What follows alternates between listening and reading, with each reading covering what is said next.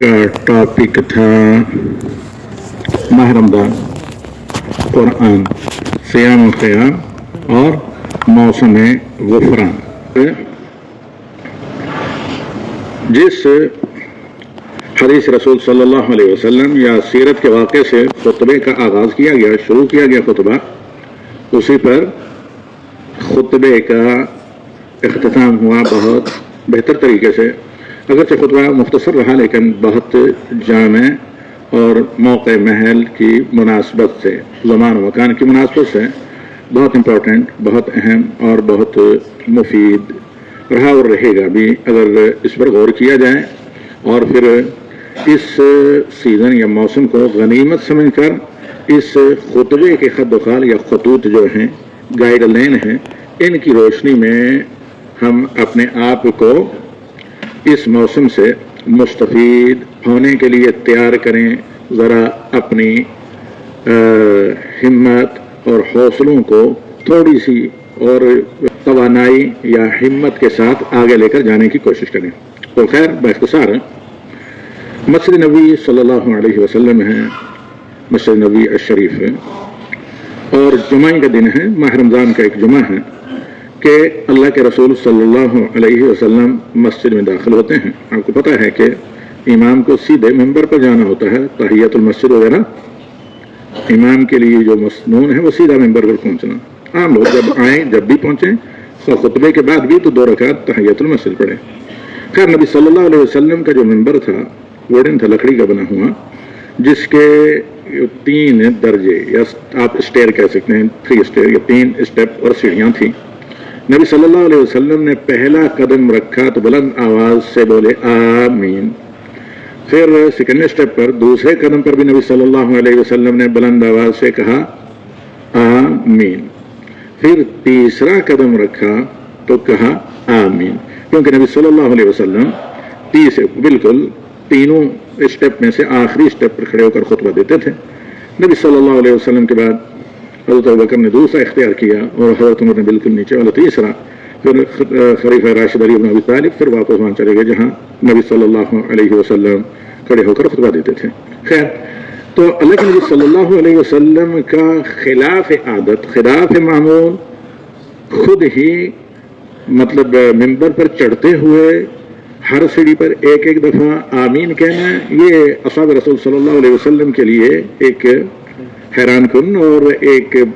تعجب خیز چیز تھی۔ تو ایسا کبھی بھی کوئی واقعہ ہوتا تو نبی صلی اللہ علیہ وسلم کے صحابہ خاموش نہیں رہتے، جیسے مشہور واقعہ ہے نماز میں بولنے کا اور ذو الیدین کا۔ تو نبی صلی اللہ علیہ وسلم کے صحابہ بعد کے لوگوں کی، آج کل کے لوگوں کی طرح نہیں تھا کہ امام کو کچھ نہ کہیں اور بعد میں جا کر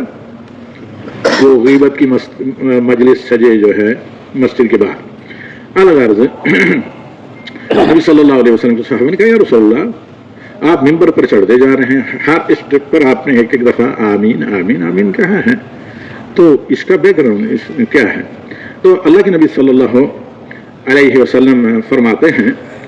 کہ واقعہ دراصل یہ ہے کہ جب میں نے پہلا قدم ممبر کے فرسٹ اسٹیپ پر رکھا تو اس فرسٹ اسٹیئر پر تو جبریل امین سید الملائکہ آئے اور جبریل امین نے کہا کہ اے محمد، رغم انف رجل ذکرت عنده فلم يصلي عليك فلم يغفر له، کہ ایسے آدمی کی ستیاناز، سمجھتے ہیں نا ستیاناز، رغم انف کہتے ہیں کہ خاک میں ناک کا ملنا یا ناک کو خاک پر رگڑنا۔ اگر آدمی کہیں بھی شرمندہ ہوتا ہے، کوئی غلطی ہوتی ہے، کوئی حسرت ہوتی ہے، کوئی اس سے مسٹیک کوتاہی ہوتی ہے، کوئی نقصان ہوا ہوتا ہے تو وہ کیا کرتا ہے؟ نہیں، سر نیچے جھک جاتا ہے، یا انکس راسا، سر نیچے جھکا لیتا ہے کہ بھائی شرمندہ ہے، اور پریشان ہو تو اپنے گھٹنوں پر رکھ دیتا ہے۔ یہ آخری ذلت، پچھتاوے، ندامت، افسوس، حسرت کا مقام ہوتا ہے کہ آدمی اپنی آنکھ کو خاک میں رگڑے، اپنے ناک کو خاک میں رگڑے۔ تو یعنی یہ تباہی اور ہلاکت کا آخری مرحلہ ہے، کیونکہ اتنا بڑا موقع بندے کو ملے کہ صرف صلی اللہ علیہ وسلم کہنے پر کم از کم اس پر 10 رحمتیں نازل ہوں، اور آخر کوئی انتہا نہیں اس کی، وہ بھی جمعہ کے دن افضل اعمال میں سے کثرت سے نبی صلی اللہ علیہ وسلم پر صلاۃ و سلام بھیجنا۔ یہ ہفتے کی عید ہے اور ہفتے کے دنوں میں سے افضل ترین دن ہے، جیسے کہ نبی صلی اللہ علیہ وسلم کا فرمان ہے۔ اب دوسری سیڑھی پر چڑھے تو نبی صلی اللہ علیہ وسلم کہتے ہیں کہ جبریل پھر مجھے کہتے ہیں، مطلب یہ دعا کرتے ہیں بلکہ بد دعا ایسے لوگوں کے لیے، کہ غَيْمَ عَنْفُ رَجُلٍ مَنْ أَدْرَكَ أَبَوَيْهِ أَوْ وَالِدَيْهِ فَلَمْ يُغْفَرْ لَهُ، کہا کہ ستیاناس، خاک آلود، برباد ہو گیا ایسا آدمی جس خوش نصیب کو بڑھاپے میں اپنے والدین کی خدمت کا چانس ملا، یعنی اسے یہ خوش قسمتی ملی، خوش نصیبی کہ اس کے والدین میں خبردار، صرف یہ نہ آپ سمجھیں کہ ڈائریکٹ ماں باپ، اس میں دادا دادی آخر تک آدم تک پہنچے تو سب داخل ہیں، تو الغرض اور اولاد میں بھی صرف یہ نہ سمجھیں آپ کے ڈائریکٹ بیٹے یا فرزند، ڈائریکٹ سن یا ڈائریکٹ لڑکا لڑکی داخل ہے، نہیں، پوتا پڑوتا نواسا یہ سب کے لیے ہے، کوئی بھی نواسا نواسی میں سے بھی، پوتا پوتی میں سے بھی، اگر کوئی دادا پردادا کسی کو پڑتا ہے تو یہ اولاد اور وہ اسی والدین کے اس پر لیول پر آتے ہیں، ان میں سے کوئی بھی کسی کو ملے۔ اب یہ نہیں کہہ سکتا کہ میرے والد نہیں، وہ تو دادا تھے یا پردادا تھے یا نانا تھے پرنانا تھے۔ الغرض ایسا آدمی تباہ و برباد ہو گیا، یا ایسا آدمی تباہ و برباد ہو جائے، ایسے شخص کی ستیہ ناس ہو جائے جسے بڑھاپے میں اس کے والدین، ماں باپ، دادا دادی سبھی داخل ہیں، باحتک نانا نانی بھی باحیات ملیں، پھر ان کی خدمت کر کے، ان کے ساتھ اچھا سلوک کر کے، ان کا دل خوش کر کے، یا کم از کم اور کچھ نہیں تو کف لگا دل دکھانے سے بچ کر ان کی دعائیں لے کر اپنے آپ کو معاف نہ کرا سکے یا اللہ تعالیٰ کی بخشش نہ لے سکے، کیونکہ اللہ تعالیٰ نے اس مسئلے پر بڑی دھمکی دی ہے قرآن میں، انشکر لی ولیوالدیک، اے میرے بندے میرا شکر گزار بن اور اپنے والدین کا، ماں باپ کے شکر گزار بن، اگر تم ایسا نہیں کرے گا تو بچ نہیں پھر سکتا، الی المصیر، تمہاری مرمت یا تمہارا انجام رزلٹ میرے ہاتھ میں ہے۔ خیر، اس کے بعد اللہ کے نبی صلی اللہ علیہ وسلم ایک قدم جب آخری سیڑھی پر رکھتے ہیں تو اس پر آمین کہتے ہیں، تو خود ہی نبی صلی اللہ علیہ وسلم نے فرمایا کہ وہاں پر جب میں پہنچتا ہوں تو جبریل کہتے ہیں یا رسول اللہ راغم انف رجل، ایسے شخص کی ستیاناس ہو جائے یا ایسا شخص تباہ و برباد اور ہلاک ہو جائے، خاک آلود ہو جائے، ذلیل ہو جائے،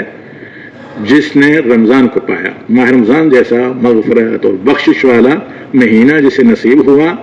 اور یہ مہینہ جیسے بات دیگر روایات میں ہے پورا نکل بھی گیا، اور وہ اس مہینے میں چھوٹے چھوٹے کاموں سے بخشش اور مغفرت کروا سکتا تھا اپنے گناہوں کی، لیکن چونکہ اس طرف اس نے توجہ ہی نہیں دی، فلم یغفر لہ، تو اس کے گناہ ویسے کے ویسے ہی رہے اور ویسے ہی گناہ اپنے اوپر لا دے، عید کا دن آ گیا، لہذا اس کی بخشش نہیں ہوئی۔ تو یہاں پر امام صاحب نے فوکس اس بات پر کیا کہ ذرا غور تو کریں کہ آمین سید الملائکہ جبریل دعا یا بد دعا ایسے لوگوں کے لیے، محروم لوگوں کے لیے جو اس ماہ رمضان کی ان غنیمتوں یا جن صالح اعمال کا ذکر کیا ہے، جو ہیں بہت آسان معمولی، لیکن ان سے آسانی کے ساتھ مغفرت کروائی جا سکتی ہے، اللہ تعالیٰ کا وعدہ ہے وَمَنْ أَصْدَقُ مِنَ اللَّهِ قِيلًا وَمَنْ أَصْدَقُ مِنَ اللَّهِ حَدِيثًا۔ لیکن اس کے باوجود بھی اگر آدمی اتنا لاپرواہ ہو، اپنی دنیا اور مادہ پرستی اور بابر بیش کوش عالم دوبارہ نیس اس سلسلے میں اگر ہمیشہ مگر میں آدمی مصروف رہے اور اچھے یہ چھوٹے چھوٹے کام بھی کروا کر اپنی بخشش نہ کروا سکے، پھر ایسے شخص کے لیے بد نصیبی کی دعا جبریل امین جو سید الملائکہ ہیں وہ کریں، اور اس پر آمین یعنی درخواست لکھی ہوئی جبریل امین کی، اس پر ویریفائی اسٹیپ ہو، سگنیچر نبی صلی اللہ علیہ وسلم کا ہو، جو خاتم النبیین امام المرسلین سید ولد آدم صلی اللہ علیہ وسلم ہیں، تو اس دعا کی خطرناکی یا تباہ کاری، اس بد دعا کا کس قدر نقصان کسی آدمی کو ہو سکتا ہے، اس کا آپ خود اندازہ لگا سکتے ہیں۔ تو لہذا بہت چھوٹے چھوٹے آسان کام کر کے آپ نبی صلی اللہ علیہ وسلم اور جبریل کی اس بد دعا سے بچ سکتے ہیں، اور جو بے شمار بشارتیں نبی صلی اللہ علیہ وسلم نے ماہ رمضان پانے والے، قرآن کی تلاوت کرنے والوں، اور اسی طرح اس میں کثرت سے بخشش اور مغفرت کرانے والوں کے لیے رکھی ہیں، ان سے اپنا دامن بھر سکتے ہیں، اور عید کے چاند کی نوید خوشخبری کی آمد سے پہلے کیا اللہ تعالیٰ کے ان خوش نصیب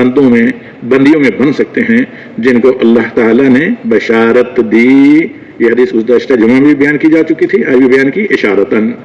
من صام رمضان ایمانا و احتسابا، ایمان کے ساتھ، ثواب کی نیت کے ساتھ، یہ رکن اسلام ہے، یہ ایمان ہو، اور ثواب کی نیت سے رمضان کے روزے رکھے شرعی آداب کے ساتھ، غفر لہ ما تقدم من ذنبہ، سارے سابقہ گناہ ڈیلیٹ انٹر جس کو کہتے ہیں بعض لوگ، سب کے سب معاف۔ اسی طرح من قام رمضان ایمانا و احتسابا، ایمان کے ساتھ، ثواب کی نیت کے ساتھ، اس بات کا ایمان کی یہ سنت نبوی ہے، رات کا قیام کیا، بہتر ہے جماعت کے ساتھ تراویح پڑھیں، نہیں تو اگر کسی کو کسی مجبوری کی وجہ سے نہیں ملتا ہے وقت عشاء کی نماز کے علاوہ امام کے ساتھ بجماعت تراویح پڑھنے کی، یعنی کوئی معقول عذر ہے، یہ نفل چیز ہے، کوئی اس کا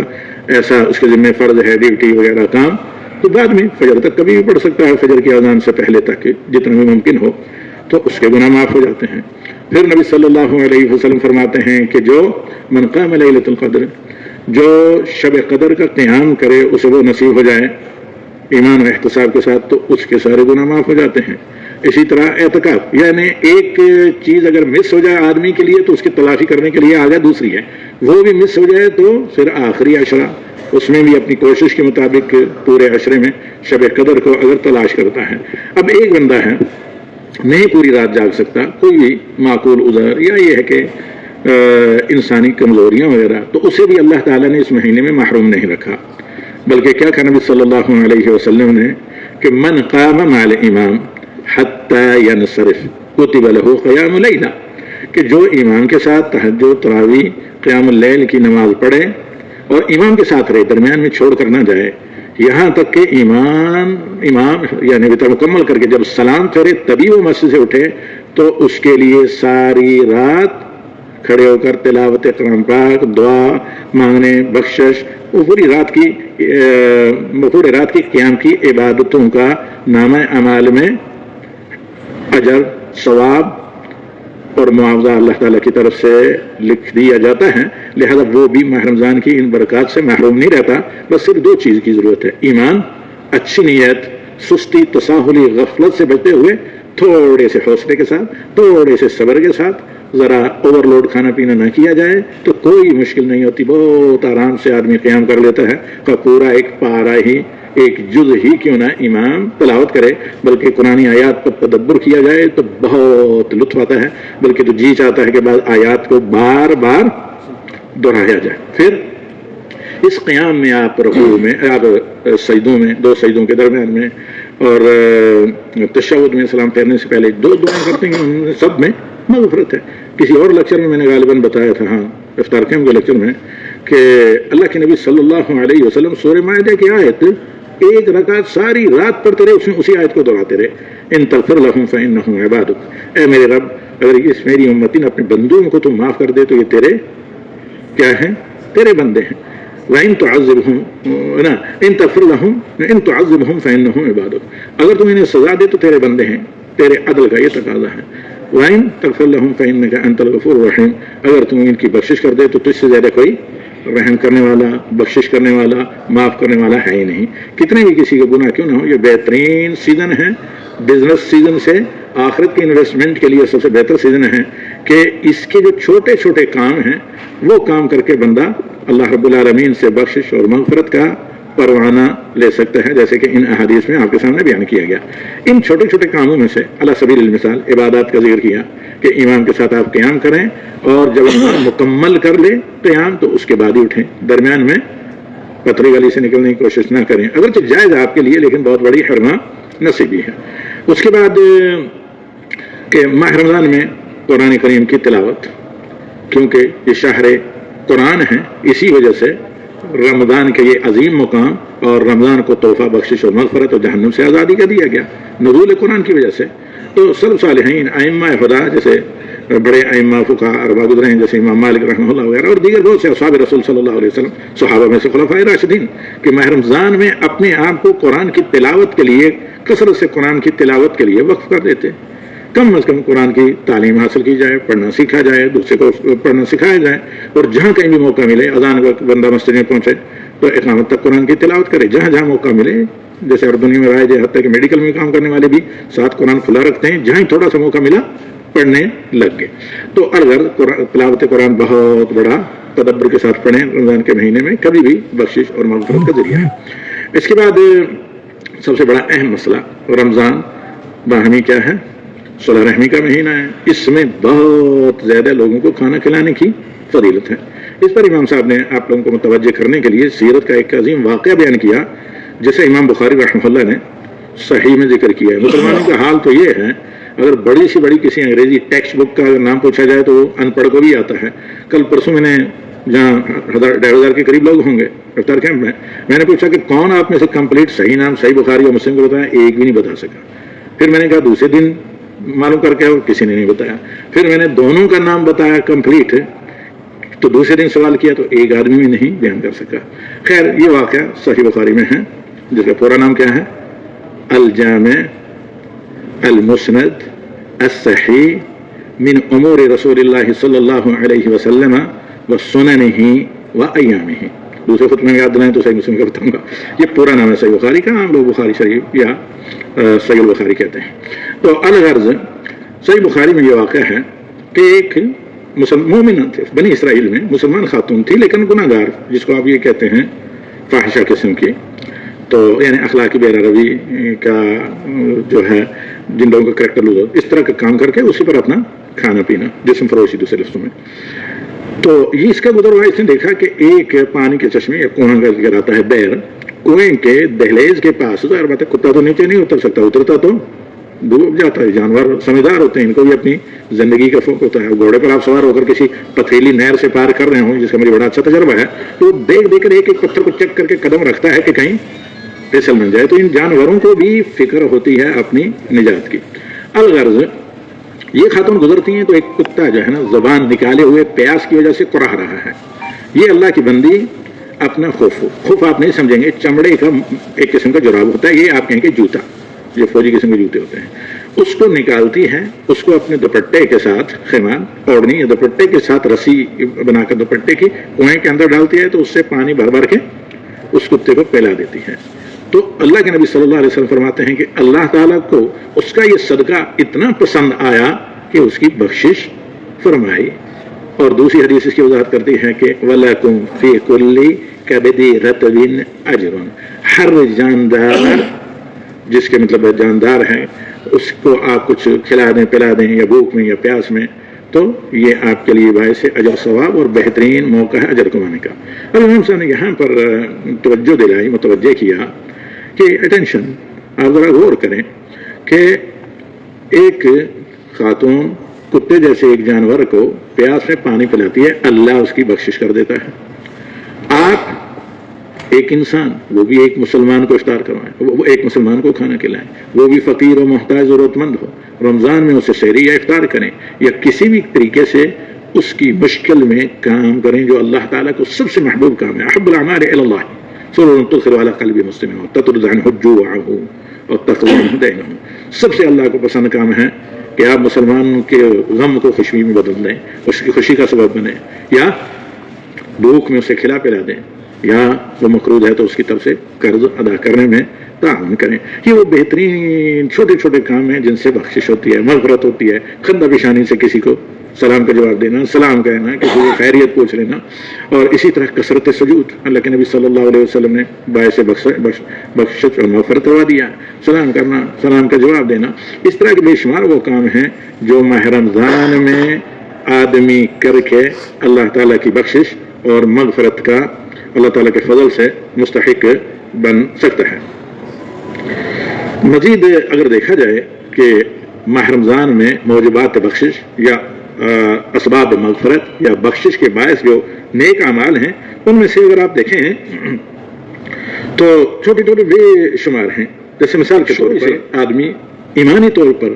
سب لوگ مادی طور پر تو رمضان کے لیے تیار رہتے ہیں, افطاری کی تیاری اور سحری کی تیاری, فلاں چیز کی تیاری, چھٹی پر جانے کی تیاری, لیکن سب سے عظیم تیاری جو ایجوکیشنل تربیتی ہوتی ہے رمضان کی, وہ یہ کہ پہلے سے اپنے اندر وہ ایمان پیدا کریں جو اصحاب رسول کا تھا. پھر جو کام بھی آپ رمضان میں کریں پوری نیت ہوتا ہے کہ جلدی جو مسجد میں پہنچتے ہیں پوری نیت ہو کہ اس پر اللہ تعالیٰ ہمیں ثواب دے گا اور اللہ کے پاس کوئی امانت بنجے کی ضائع نہیں ہوتی. اسی طرح مغفرت کے جو من جملہ اسباب ہیں ان میں سے امام کے ساتھ جو کچھ امام پڑھتا ہے پوری کوشش کریں سمجھنے کی, اس پر فوکس کریں. اللہ کے نبی صلی اللہ علیہ وسلم فرماتے ہیں کہ اذا امن الامام فامنوا فانه من وافق تامینه تامین الملائکہ غفر له ما تقدم من ذنبه. جب امام آمین کہے اس کے ساتھ تم بھی آمین کہو, چاہے وہ قنوت کی آمین ہو چاہے سورہ فاتحہ کے آخر میں آمین ہو, تو جس کی بھی فرشتے بھی آمین کہتے ہیں کیونکہ نمازوں میں فرشتے ہوتے ہیں، تو جس کی آمین فرشتوں کی آمین کے ساتھ ادا ہو تو اس کے سارے اس سے پہلے کے گناہ معاف ہو جاتے ہیں۔ وہ کون آدمی آمین کہے گا؟ جو بھائی فوکس کرتا ہے، توجہ سے سنتا ہے کہ امام کیا پڑھ رہا ہے۔ اسی طرح مغفرت کے بخشش کے آسان اسباب میں سے جو ہی اذان کی آواز آئے آدمی ہمتن گوش ہو جائے، اذان کے ایک ایک لفظ کا جواب دے، تو اذان کے ایک ایک لفظ کا جواب دے۔ اور اللہ کے نبی صلی اللہ علیہ وسلم نے کہا کہ جو اشہد ان لا الہ الا اللہ اشہد ان محمد رسول اللہ پڑھتا ہے، رضیت باللہ ربا وبالاسلام دینا وبمحمد صلی اللہ علیہ وسلم نبی و رسولا، اس کے گناہ بخش دیے جاتے ہیں اور بہت اللہ تعالیٰ کی رحمت ہوتی ہے۔ پھر عافیت کے لیے بھی دعا کرنی چاہیے، کیونکہ بہت سے لوگ جو اس سنہری موقع کو جانتے ہیں وہ کوشش کرتے ہیں کہ کب اذان ہو اور ہم سنیں اور مؤذن کی اذان کا جواب دے کر اجر کمائیں۔ حتیٰ فجر کی اذان میں کیا الصلاۃ خیر من النوم، تو یہی لفظ دہرایا جائے امام کے ساتھ، جیسے کہ احادیث سے ثابت ہے۔ اللہ کے نبی صلی اللہ علیہ وسلم فرماتے ہیں کہ جو آدمی یہ پڑھتا ہے مطلب شہادت آیتین کے تو غفر له ما تقدم من ذنبه۔ اب جب آدمی افطار کرتا ہے، افطار کے وقت اللہ تعالیٰ کی حمد بیان کرے، الحمدللہ ہے یا الشکر للہ ہے، تو اللہ کے نبی صلی اللہ علیہ وسلم کے فرمان کے بموجب یہ گناہوں کی بخشش کا سبب بنتے ہیں۔ کہ نبی صلی اللہ علیہ وسلم فرماتے ہیں من اکل طعاما فقال الحمدللہ الذی اطعمنی ھذا ورزقنی من غیر حول منی ولا قوۃ غفر له ما تقدم من ذنبی۔ جس نے کوئی بھی کھانا کھایا، بھائی ایک کھجور کا دانہ کیوں نہ ہو، کبھی بھی کوئی چیز آپ کھائیں، معمولی انٹرٹینمنٹ کے لیے کچھ چیزیں آپ حلال کھاتے ہیں، تو جو شخص کسی طعام نہ کرے، کوئی بھی چیز کھائے، تو اس کے بعد الحمدللہ الذی اطعمنی ھذا یہ دعا پڑھے کہ شکر ہے اس اللہ کا جس نے مجھے کھانا عطا کیا اور بلا زیادہ مشقت کے مجھے یہ رزق مہیا کیا، تو غفر له ما تقدم من ذنبه۔ میرے قوت اور اسٹرگل کا اس میں اتنا دخل نہیں، بلکہ اللہ کی نعمت کا۔ بہت سے لوگ محنت کرتے ہیں لیکن کچھ ہاتھ نہیں آتا ہے، تو یہ اللہ تعالیٰ مجھے جو دے رہا ہے، تو ایسے شخص کے سارے سابقہ گناہ معاف ہو جاتے ہیں۔ اسی پر ہم اکتفا کرتے ہیں، آخر میں اختتام ان کلمات میں ہوا۔ بارک اللہ لی ولکم بالقرآن العظیم ونفعنا بما فيه من الآیات والذکر الحکیم، انہ تعالی جواد بر رؤوف رحیم۔